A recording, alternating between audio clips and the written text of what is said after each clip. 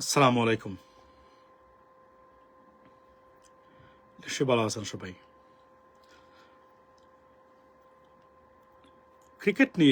ক্রিকেটে রাজনীতি ঢুকিয়ে এবং এ গেম অফ জেন্টলম্যান হিসেবে পরিচিত ক্রিকেটকে ভারতীয়রা কলুষিত করেছেন। ব্রিটিশদের আবিষ্কৃত সেই গেমটা রীতিমতো কলুষিত এই মুহূর্তে ভারতের নোংরা হস্তক্ষেপের কারণে। লাইভের শুরুতেই ধন্যবাদ দেই বাংলাদেশের ক্রিকেট বোর্ড এবং গভর্নমেন্টকে ফর ইউর ফার্ম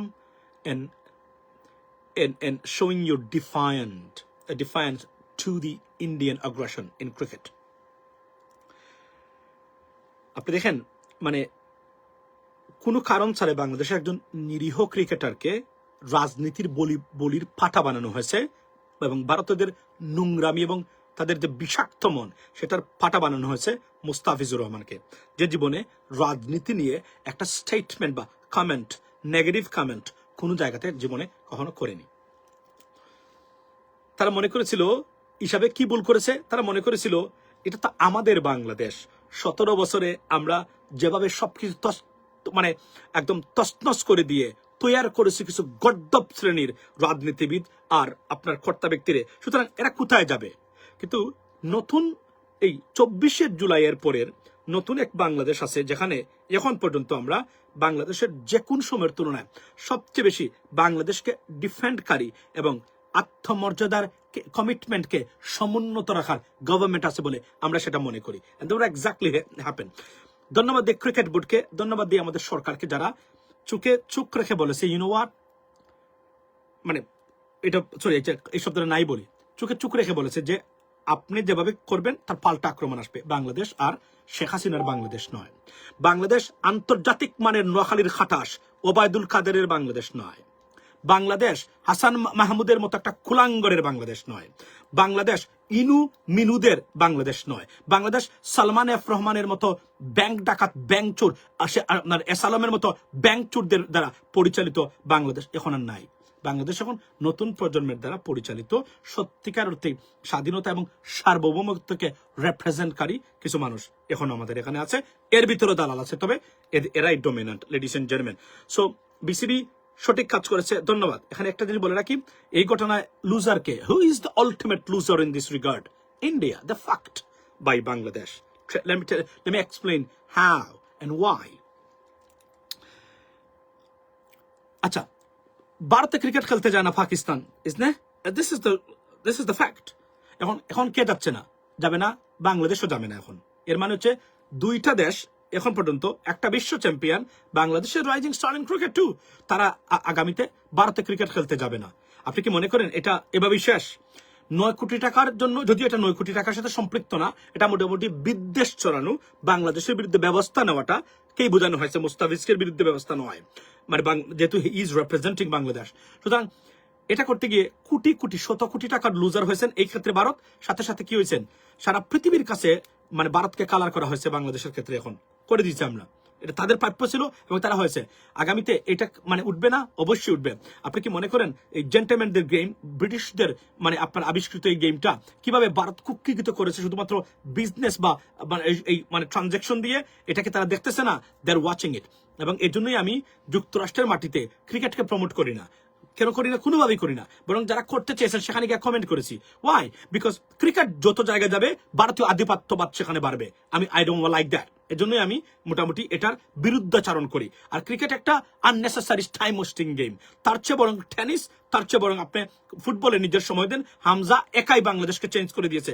এবং কোনো কারণে যদি আমরা এশিয়ান লেভেলে যেতে পারি, টাকা আপনি বাংলাদেশের রাস্তাঘাটে ফুটবলের টাকা পাওয়া যাবে, বিশ্বাস করেন।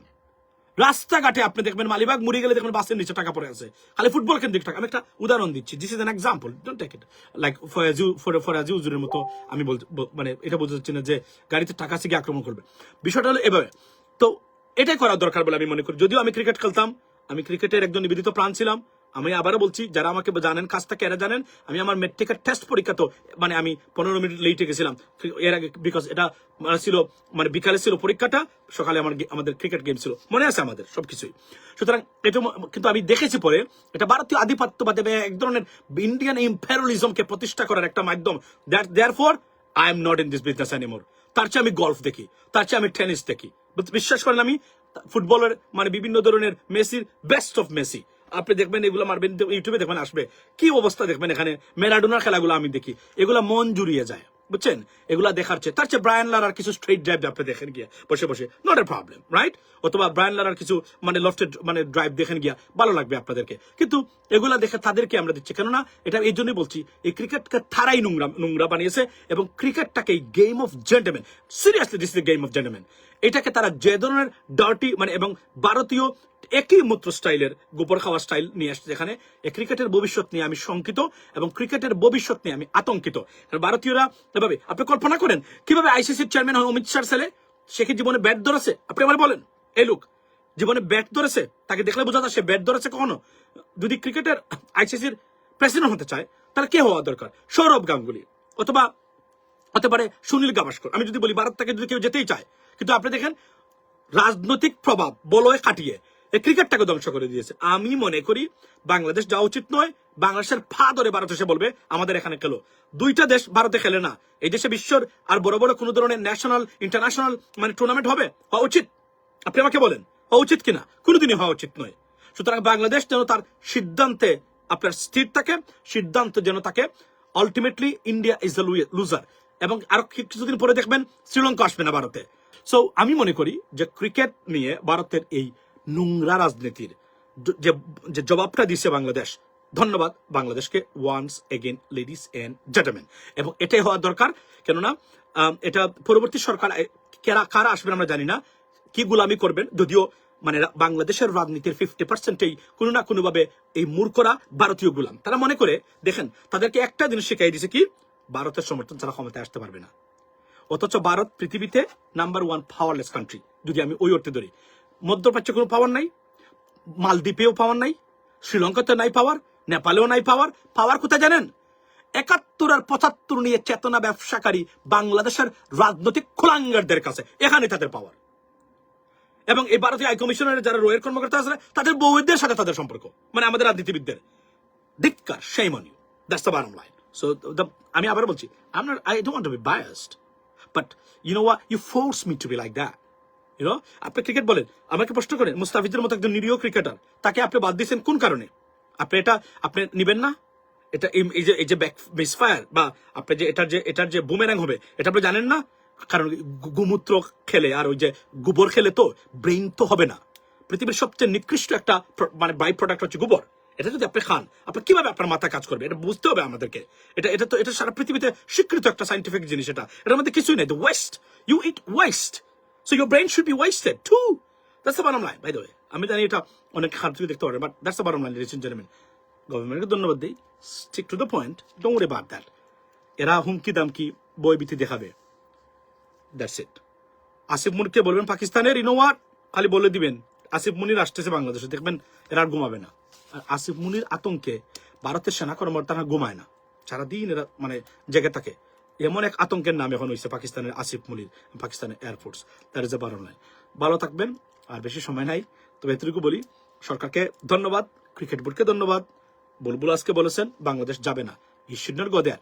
এখন যদি যান তাহলে বাংলাদেশের স্বাধীনতা সার্বভৌমত্বের অপমানিত করবেন আপনি যদি এখন ভারতে যান। ই শুড নট গো দেয়ার, এবং it will be completely go against Bangladesh. মনে রাখবেন, ভারত পাকিস্তান যায় না, বাংলাদেশের জন্য না যায়, তারাই সমস্যা পড়বে, তারাই দেখবেন এখন সবচেয়ে বিপদগ্রস্ত হবে। একটা দেশে 2-3টা দেশ ক্রিকেট খেলতে যায় না, তারা চায় না এখানে যেতে। You think it's good for them? No, not at all. So that's the bottom line. Have a blessed day. See you next time. আর ভারতীয় দালালদের থেকে আপনার দূরে থাকুন, দেশকে ভালোবাসুন। That is the bottom line. Because they're very dirty, they're খুব নোংরা, they don't like you, they hate you. That is the bottom line. They hate you, they will say in the same way, they will hate your next generations too. This is by gene, and this is the project, ladies and gentlemen. So never ever trust them, because they're not trusted. They proved so many times. They cannot be trusted.